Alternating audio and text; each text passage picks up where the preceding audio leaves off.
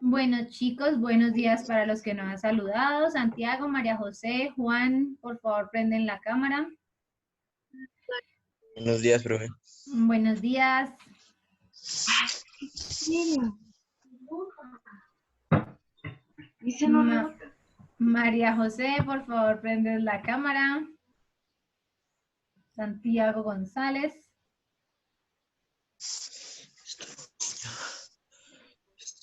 Listos. Bueno, entonces, recuerden que si se les hace el llamado de forma oral, y ustedes de pronto no prenden la cámara, a mí me toca sacarlos de la clase. Y ustedes saben que a mí eso no me gusta. Porque si entra Lisbeth y ella de pronto se da cuenta de que hay niños que de pronto no funciona la cámara y no hay una excusa previa, pues obviamente se comunican con sus papás y eso. Entonces, para que por favor todos prendan la cámara, ¿listo? Así podemos vernos, así podemos por lo menos sentir que estamos un poquito más cerca pese a estas condiciones nuevas en las que estamos ahora aprendiendo. ¿Listo? Bueno, la clase pasada nosotros vimos sobre la Edad Media. Ay, bueno, otra cosa importante. Por favor, me avisan si se corta, ¿no? No sea que yo siga hablando un montón y ustedes estén perdiendo de la explicación. Listo. Entonces, la clase pasada nosotros estuvimos hablando sobre la literatura medieval. ¿Listo? Hicimos como un recorderis de cómo habíamos visto nosotros la literatura durante la Edad Media. Y también vimos de qué forma esa literatura medieval se hizo presente no solamente en España, que fue la que nosotros vimos el año pasado cuando estábamos en 10º, sino que vimos otras regiones, otros lugares en donde también hubo presencia de la Edad Media. Recuerden que el año pasado pues vimos literatura española, pero este año nos dedicamos a ver toda la literatura universal, es decir, que la vemos cómo fue la anglosajona, cómo fue la literatura escandinava, cómo se vivió en Alemania, cómo se vivió en Francia. Entonces, eso fue lo que vimos básicamente, en la clase anterior.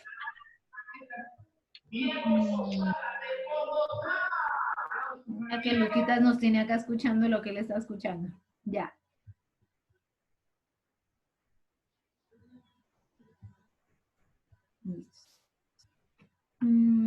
Vuelvo a compartirles de nuevo. Listo. Vimos cuáles fueron los géneros más representativos de la Edad Media. Es decir, todas las obras literarias que aparecieron en este momento eran poesías, era cantar de gesta, era caballería, novelas de caballería. ¿Listo? Entonces, yo les había pedido que yo les compartí a ustedes las diapositivas y les dije que leyeran algo de lo que había del Renacimiento. ¿Qué leyeron? Cuéntenme a ver. ¿O qué sabemos del Renacimiento? Pues básicamente el Renacimiento fue una época donde se pasó de la creencia de que Dios era el centro, sí, como todo giraba en torno a Dios, se pasó a pensar que todo giraba era en torno al hombre, en torno a la ciencia. Entonces pasó de ser teocentrista a ser antropocentrista. Listo, muy bien, Mariana. ¿Qué otro elemento o qué más sabemos del Renacimiento? ¿Qué hemos escuchado? Que pues apareció en Florencia, que uno de los artistas más reconocidos fueron 4, que podríamos decir que son las tortugas ninja, que son Miguel Ángel, Leonardo, bueno, ellos 4. Listo, muy bien. Pedrito, ¿tú nos ibas a decir algo? ¿Nos ibas a comentar algo? No, señora. ¿No? Bueno, mi amor, entonces. Ya lo dijo Mariana. Mariana, listo. Davidcito Chaparro, por favor, prendes la cámara. Hola, que entraste tardecito. Pilas con la puntualidad, ¿listo? Los que entraron tarde. Bien, entonces, vamos como a hacer ese repaso, vamos a mirar algunas cosas, habrá muchas cosas que ustedes ya han visto, que ustedes ya saben, pero pues ese es como el momento de poderlas repasar. Entonces decimos que, primero, El Renacimiento empieza cuando acaba la Edad Media. La Edad Media va del siglo V al siglo XV. El Renacimiento arranca desde el siglo XV hasta el siglo XVI. Esta corriente aparece por primera vez, o quien la inventa, aparece en Italia, y básicamente lo que se buscó con esta nueva corriente cultural fue básicamente retornar a lo clásico. Recuerden que veníamos de una Edad Media en la cual muchas de las características tanto de la literatura como de todo lo que se estaba viviendo en su contexto social fue una época de mucha oscuridad. ¿Listo? Entonces de ahí es que viene la palabra, como volver a nacer, por eso se llama renacimiento, porque ellos sentían que durante la Edad Media ellos habían quedado como enterrados no solo en el aspecto literario, sino como en todo aspecto a nivel social. Y trataron de buscar la forma de retornar a lo clásico, y eso clásico hace referencia a lo que nosotros habíamos visto cuando vimos lo de la literatura en Grecia, o la literatura griega. ¿Listo? Ellos buscaron cómo retornar a esos elementos. El propósito del Renacimiento fue acabar con la época como de oscuridad y con la censura que había quedado o que había tenido espacio durante la Edad Media. Ese fue el propósito de ellos, ¿listo? Como ser una luz, como volver a nacer. Y pues obviamente sabemos que el tema de la censura en la Edad Media estaba impuesto bastante por el tema religioso. ¿Listo? Tanto así que lo que dijo Mariana hace un momentico.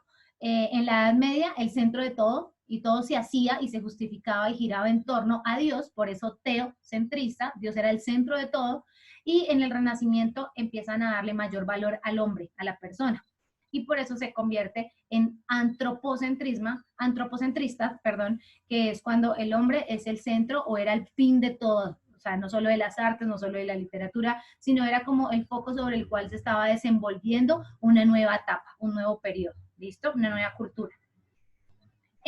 Más que, bueno, es lo que acaba de decir, más que un movimiento artístico, fue la auténtica revolución en todas las órdenes de la vida. Y se entendió al hombre como un concepto biológico, político, filosófico. Bien, aquí entonces ustedes van a ver que ahora a este lado. Ya, me toca irlo moviendo. Entonces, miramos por favor acá el esquema. Necesito que todos estén viendo el esquema para poder ir explicando. Entonces decimos que el Renacimiento tiene 3 precursores, es decir, 3 representantes que fueron como los que implementaron o dieron esta nueva luz para que existiera este nuevo periodo, que son Dante Alighieri, Petrarca y Boccaccio. Ellos 3 eran escritores como tal, ¿listo? Digamos que una de las características más importantes de ellos 3 como escritores fue que, primero, en esa época pues era únicamente, había acceso durante la Edad Media para que quienes escribían lo hicieran en latín clásico, oculto, ¿listo? Mientras que el latín vulgar, que era el que hablaba el pueblo, pues digamos que no había acceso para que ellos escribieran o no eran reconocidas esas escrituras de ellos. Entonces, lo primero que ellos hacen importante es escribir sus obras en la lengua de ellos, que era el latín vulgar, ¿listo? O también conocida como lengua vernácula, que era la que yo les había explicado el periodo pasado. Dante, pues, es el escritor de la Divina Comedia, que es su obra más importante. Petrarca, Francesco Petrarca, fue el encargado de hacer cancioneros, que era como recopilar diferentes tipos de poesías en uno solo. Eso en la parte lírica, ¿listo? Igual que Dante. Mientras que en prosa, es decir, novela, narrativa, aparece Boccaccio, que fue quien escribió el Decameron, ¿listo? Del Renacimiento, entonces decimos que, bueno, dentro del contexto histórico, bueno, aparece en el siglo XVI, XV y XVI. Hay una unificación lingüística, y esto qué quiere decir, que básicamente se empieza a hablar o todo el mundo se empieza a tener en el mismo contexto la misma lengua hablada y escrita.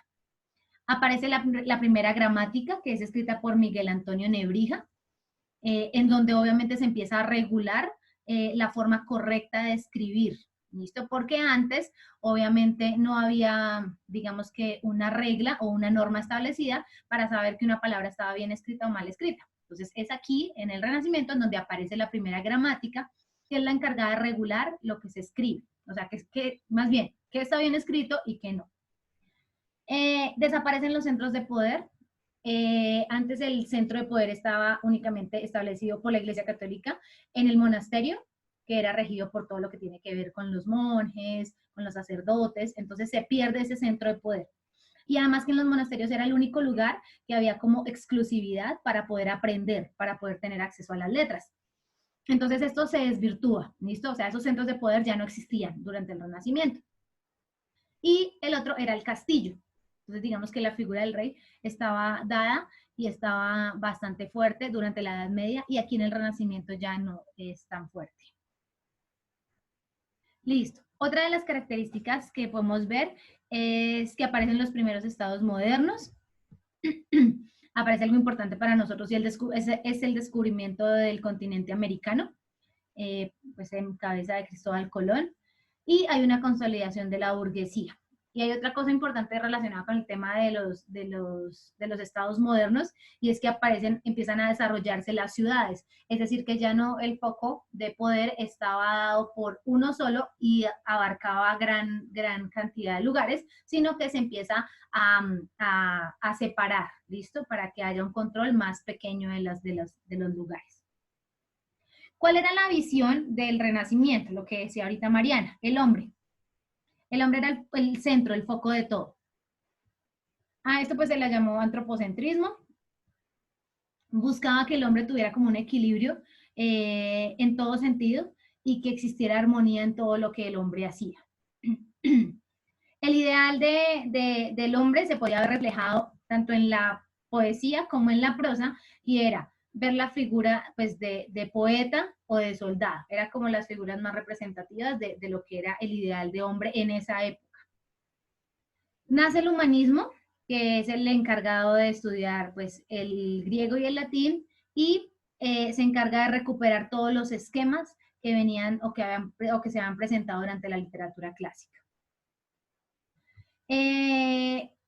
La sed de conocimiento por parte del hombre pues era algo muy importante, tanto así que en el Renacimiento es que empiezan a promoverse avances científicos muy importantes, como lo son la imprenta por Gutenberg, que es quien la inventa, y la imprenta finalmente es útil en la medida en que antes los textos pues alguien lo escribía y solamente había un libro de esos.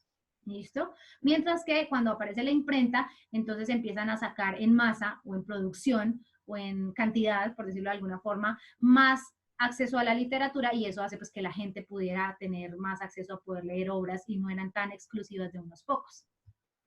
Galileo Galilei inventa el telescopio y es como uno de los avances más importantes pues para la astronomía. Copérnico explica o basa su teoría heliocentrista, que es la que explica o descubre que es la Tierra o él habla que la Tierra es la que está girando alrededor del Sol y esa se llama la teoría heliocentrista. Y Torricelli es el encargado o es quien inventa el barómetro. ¿Listo? ¿Cómo se presentó la música durante el Renacimiento? Si bien habíamos dicho en la Edad Media que la música era una monodia, es decir, que tenía un solo sonido, una sola voz y un solo instrumento musical, que era el laúd, en el Renacimiento aparece ya la música polifónica, ¿listo? Poli significa varios, ¿listo? O muchos. Razón por la cual aparece la música del Renacimiento hecha por varias o cantada por varias voces y emplean también varios instrumentos. Como todo, estaba dividida como en la música que era para la iglesia, exclusiva para la iglesia, y la música que era para el pueblo. Para la iglesia habían dos tipos de música, grecorromana y hebrea. ¿Listo? Entonces, dice acá que era la teoría musical del sistema modal, 4 tipos de sonidos. Esa era como la característica que tenía la música grecorromana, que tenía 4 tipos de sonidos diferentes. Y la hebrea decía que eran notas largas, pero sobre la misma base musical, y aquí aparece el conocido o el implementado canto gregoriano, que es el que todavía utilizan en algunas ocasiones la Iglesia Católica. Hay algo importante y es que en esta etapa del Renacimiento hay algo que se llama la Contrarreforma. que es cuando algunos sacerdotes de la Iglesia Católica se rebelan contra la Iglesia y dicen como, creo en Dios, estoy de acuerdo en todo lo que dicen de la Iglesia, pero no estoy de acuerdo en la forma en la que ustedes están haciendo la cosa. ¿Sí? O sea, ellos no estaban de acuerdo con algunas cosas que hacía la Iglesia. Entonces dicen, yo sigo creyendo en Dios, sigo siendo cristiano, católico cristiano, pero pues no creo y no estoy de acuerdo con la forma en la que ustedes están haciendo las cosas. Entonces ellos como que se rebelan y se retiran y crean sus propias iglesias. De aquí, entonces, es cuando aparecen dos iglesias diferentes a la católica, que es la iglesia luterana y la anglicana. ¿Listo? Eso ya lo vamos a explicar un poquitico más adelante. Entonces, dentro de la música, la iglesia luterana tiene o aparece o implementa un tipo de música que se llama el coral, que dicen que el coral es básicamente como una orquesta, ¿sí? Porque hay muchas voces y también hay muchos instrumentos, entonces era como gran cantidad. Y para las personas, digamos que para las personas comunes, no en la iglesia, sino ya en su vida normal, aparece el madrigal, ¿listo? Y también aparece en esta parte la ópera. Recordemos que nosotros habíamos visto cuando vimos los géneros literarios que la ópera es básicamente una voz lírica, obviamente, mediante la cual está acompañada de instrumentos y esos instrumentos pues solamente van a estar ahí y se basa, digamos que su centro es como ir contando una historia, pero nunca hablan, es solamente cantada, que esa es la diferencia con la zarzuela, que la zarzuela también está acompañada de instrumentos, también están cantando, pero en la zarzuela sí hay diálogo, es decir, que ahí sí hay representación teatral. ¿Listo? Dentro del arte, el arte como tal se sustentó o digamos que tenía como base los artistas de esta época manejar sobre el orden, la proporción, la simetría y el equilibrio. El orden era, acuérdense que en la Edad Media cuando vimos todo lo del arte, nos estábamos dando cuenta que el arte de la Edad Media era bastante desordenado y ellos lo hacían ver como una forma como si fuera algo icónico. Entonces, en el Renacimiento, los elementos debían ir como organizados, como estructurados. La proporción, era importante ver que, por ejemplo, si estaban pintando, por ejemplo, una casa, o sea, si era un cuadro de una casa y una persona estaba al lado de la casa, pues esa persona tendría que ser, digamos que en comparación con la casa, tenía que ser pues más pequeña. Pero muchas veces cuando ellos pintaban en la Edad Media no guardaban esa proporción. Entonces a veces pintaban personas más grandes que las casas, entonces no había como esa noción. La simetría pues va muy de la mano con eso y el equilibrio también. ¿Cómo fue la arquitectura que se desarrolló acá? Entonces dice que hicieron grandes construcciones, las construcciones eran más simétricas, es decir, que guardaban más relación de el círculo, el cuadrado, el rectángulo, eran mucho más simétricas y sobrias, es decir, que no venían como recargadas ni tenían como tanto accesorio como se veía en la Edad Media. Aparecen los arcos de medio punto, las bóvedas de cañón, las columnas son un elemento muy propio de la cultura griega y se implementa fuertemente en el Renacimiento. Y los patios grandes, entonces ustedes de pronto se han dado cuenta, hay muchas casas antiguas que quedan del Renacimiento, que es el patio grande en el centro y alrededor van como varias habitaciones. Las casas antiguas tienen esa característica. Los cuadros y los retratos celebraban la naturaleza y la vida y ellos digamos que se enfocaron mucho en que existiera como la claridad y la luz en todo lo que hacían. ¿Listo? Entonces, en cuanto a la arquitectura, empezaron a tener como ventanas, espacio para ventanas más grandes, que la luz entrara en las construcciones de diferente forma. Y en los cuadros también no se veía como esas pinturas así como oscuras, sino eran como cálidas, como claras. Y hay una característica también acá, que es los artistas eran polifacéticos. ¿Qué significa esto? Pues que una persona que se dedicara, por ejemplo, a la pintura, por lo general, también hacía música y también se encargaba de escribir literatura. Entonces, los artistas que aparecen, que ya los vamos a ver, como Dante Alighieri, como Boccaccio, ellos casi siempre no eran solamente que se dedicaran a escribir, sino que también eran como buenos en otras artes. Ya les había hablado de la ciencia, cuáles fueron los elementos que aparecieron. ¿Hasta aquí alguna pregunta? ¿No? Bueno. Entonces, dentro de la literatura, ¿qué es importante? En Italia había como un, ¿cómo se dice? Un puerto, ya tengo la palabra, un puerto. Y a ese puerto pues llegaban diferentes personas de diferentes lugares, españoles, alemanes, franceses, ingleses, y todos como que coincidían ahí. Al coincidir ahí, empezaban como a contarse entre ellos qué estaban haciendo o qué estaban escribiendo frente al tema de literatura en cada uno de sus países. Entonces, digamos que este punto en Italia, este punto de encuentro en Italia, hizo que la literatura tuviera su mayor aporte en este país. ¿Listo? Porque todo lo que llegaba de todo lado, ellos lo que hacían era como adaptarlo, sacarle el mejor provecho y empezar a hacerlo. ¿Listo? Dentro de los representantes, que ya lo hemos visto en el esquema, está Dante Alighieri, Giovanni Boccaccio y Francesco Petrarca. ¿Listo? A ellos se les conoce y son como los representantes y como los precursores del Renacimiento, se les conoce como los padres de la lírica europea. ¿Listo?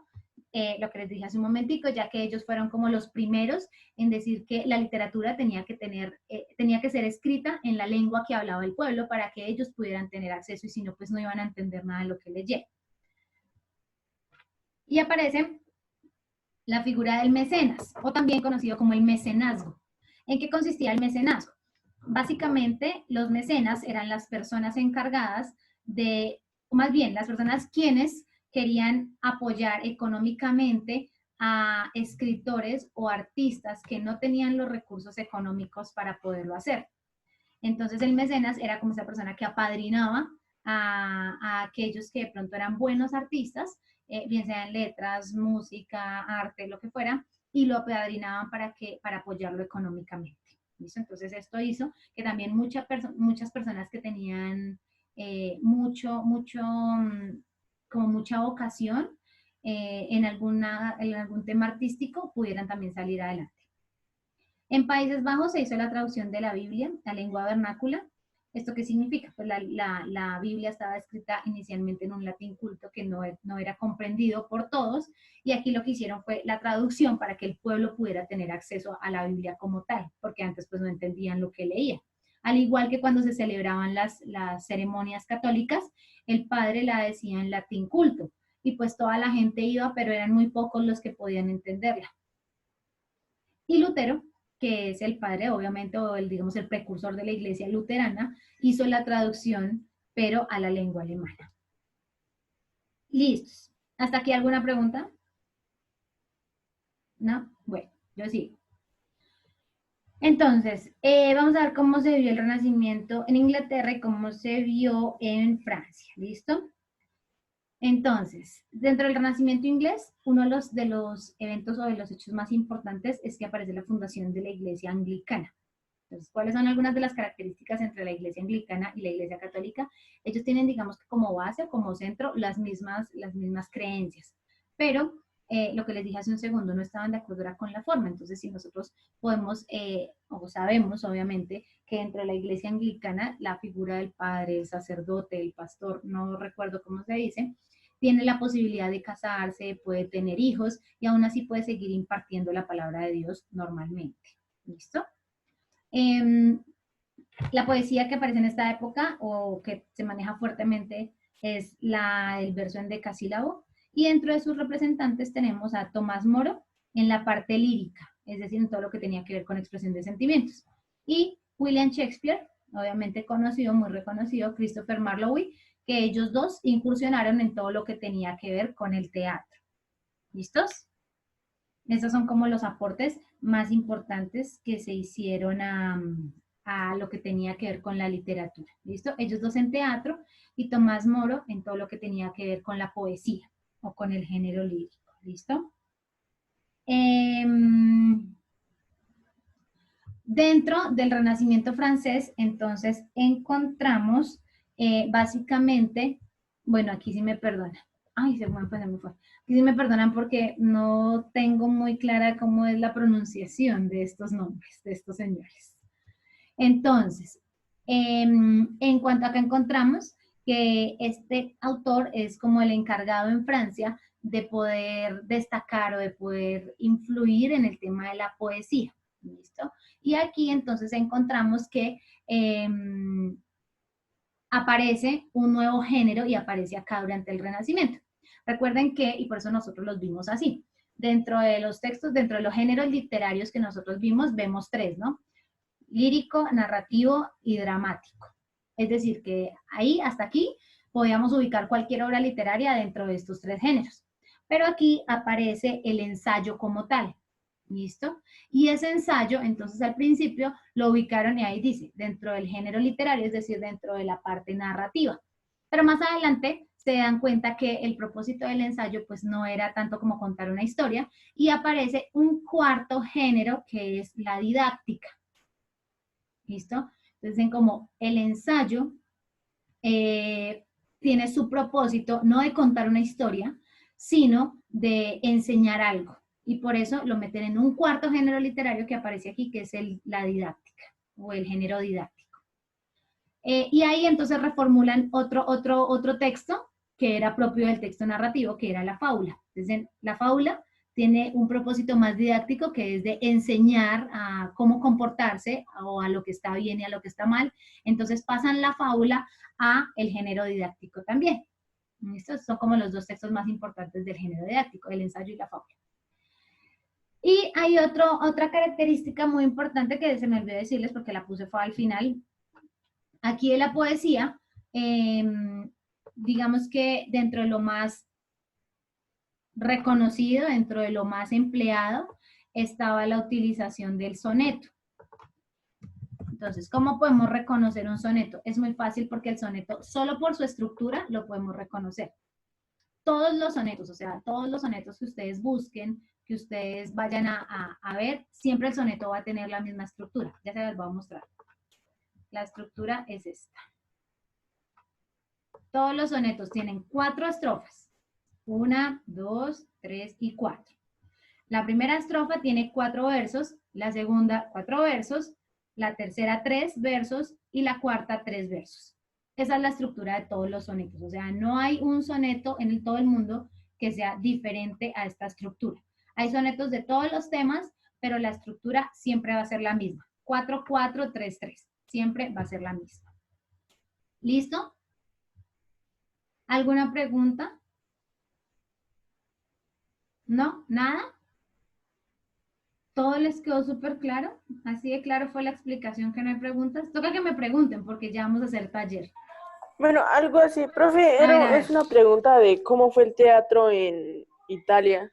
O sea, ya dijiste cómo fue en Inglaterra, ¿no? Con Shakespeare y Cristo Peretta. Entonces, ¿cómo fue en Italia? Digamos que cuando nosotros empezamos a ver las representaciones, o lo que yo trato de hacer más bien, es ir mirando en cada uno de los países cuál fue como su mayor aporte, ¿sí? Porque obviamente en Italia también hubo representación teatral. Y hay algo acá particular que no solo pasó en Italia, sino que pasó en todos los países, y es que ellos no permitían que se mezclaran los géneros. Entonces, en Italia, así como en todo lado, el teatro se creó a partir de 3 subgéneros, que era, o era comedia, o era drama, y no más. ¿Listo? O era tragedia, perdón, no era tragedia, era alguno de ellos, o sea, era exclusivo. Pero no había mezcla entre ellos, es decir, que no podía existir algo como la tragicomedia, que fue un elemento que apareció más adelante en el teatro. ¿Listo? Obviamente en Italia hacían también sus propias tragedias o sus propios dramas o sus propias comedias, pero pues digamos que el título al mejor teatro se hizo dentro de lo que tenía que ver con el Renacimiento inglés, en cabeza sobre todo de William Shakespeare, pues con sus 2 obras más representativas, que es Romeo y Julieta y Hamlet, que aparecen aquí durante el Renacimiento. Es que, profe, se trabó. Ay, no me digan eso. ¿Hasta dónde qué? No se entendió nada. Alcanzaste a decir como Nada dos de palabras nada. y se cortó todo. Bueno, voy a repetir. En mi infinito amor hacia ustedes voy a repetir. Les di, pero por favor díganme a tiempo para que yo no dure hablando ahí.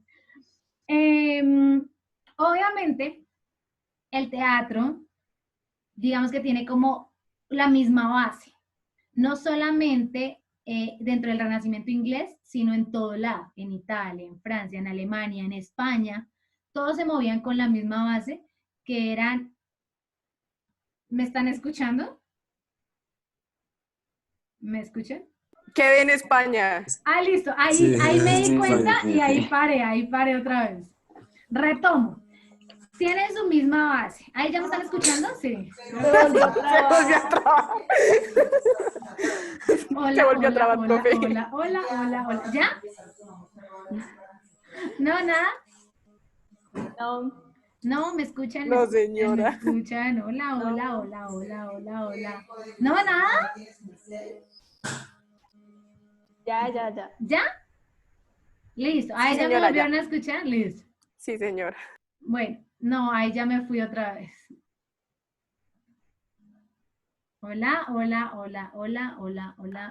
Te escuchamos, profe. Ah, ¿sí? Sí, señora. Es que sus cámaras quedaron congeladas. Dije, no me están escuchando.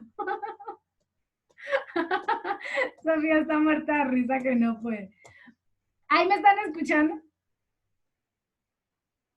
Listo. Sí, señora. Toca que dejen el micrófono de alguno abierto y me vaya diciendo, y si no, yo me chiflo acá. Entonces, les estaba diciendo que la base del teatro dentro del Renacimiento fue el mismo, porque ellos lo que hacían era como copiarlo y adaptarlo, ¿listo? A cada caso. Entonces, en Francia, en todo lo que tenía que ver con el Renacimiento francés, inglés, alemán, español, todos se movían bajo la misma base, que era exclusividad de género. ¿Qué significa esto? Que usted podía hacer una puesta en escena, es decir, hacer teatro, pero solo podía hacer o tragedia, o solo podía hacer comedia, o solo podía hacer drama. No podía mezclarlo. O sea, en esa época no existía lo que se llama, o se conoce ahora como la tragicomedia. ¿Listo? Entonces había como exclusividad de géneros. Y obviamente yo lo que hago es poner como cuál fue en cada uno de los países la representación más fuerte. La representación más conocida del teatro del Renacimiento estuvo en manos, o digamos que en su representante, que fue William Shakespeare, pues que era inglés. ¿Listo? Y si ustedes se dan cuenta, pues de ahí aparecen las dos obras más importantes del teatro del Renacimiento, que es Hamlet, que es una tragedia, y Se trabó. ¿en qué quedé? ¿En Hamlet? Se ¿Me trabó, alcanzaron a profe, se escuchar? trabó. Hola. ¿Ya me volvieron a Profe, se escuchar? trabó. Profe. Ya los escucho, ¿ustedes me escuchan? Se trabó. Lucas se desmayó. Y Lucas se desmayó. ¿Ahí me escuchan? Sí, señora. Ya. Listo. Creo que me alcanzaron a escuchar hasta antes que dijera las obras. ¿O me escucharon las obras? No. Entonces, le está diciendo que la representación del teatro más conocida fue la de William Shakespeare, que es inglés. ¿Listo? Con dos obras, Hamlet y Romeo y Julieta, que las dos son tragedias. Listo, terminé. ¿Me escucharon? Sí, señora, sí. Sí, señora. Listos. Entonces, yo igual ya le subí a la plataforma las diapositivas con la información. Por si usted necesita retomar algo, ver algo que no me haya entendido. De todas formas, yo les comparto ahora en la tardecita el link del video de la clase por si alguno necesita volver a ver algo. Entonces, ya en 2 minuticos se acaba la videoconferencia. Entonces, la vamos a... ¿No me están escuchando? Sí, señora. Ay, es que veo a Sí, Sofía señora. ya como con cara de desespero y digo como, dejó de escucharme. Entonces, apenas se acabe la videoconferencia, toman los 10 minutos de descanso y nos volvemos a conectar. Es decir, que a las 11:10 los espero otra vez para ya hacer en esa hora, en la segunda hora hacemos el aplicativo que tengo. ¿Listo? ¿Listos? Sí, señora. Dedito arriba, por favor, para saber que están ahí, que no me han abandonado, o que yo no me he ido, más bien. Entonces, a las 11, a las 11:10 nos encontramos, ¿vale? No se les olvide que tienen que tener el computador a la mano para poder desarrollar el aplicativo. O pues si alguno lo está trabajando ahí mismo en el celular, pues que tenga también acceso, ¿vale? Sí, señora. Bueno, Dayana, vaya a ver y habla lo que tiene que hablar. Nos encontramos entonces a las 11:10. 11:10. Bueno, profe, chao. Bueno, sí, señora. Chao, ya nos vemos. Chao, profe. Chao. Que se-